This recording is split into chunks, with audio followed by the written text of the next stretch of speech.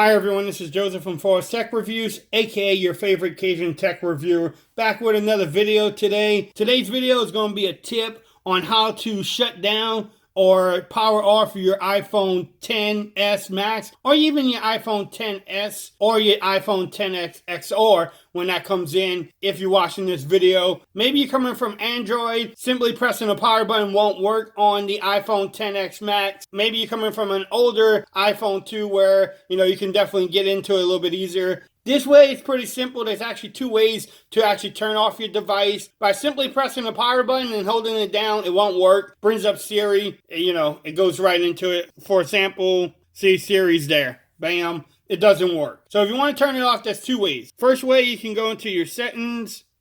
Let's back off of here. I was in here earlier. You go to General. You slide all the way up. You hit Shutdown.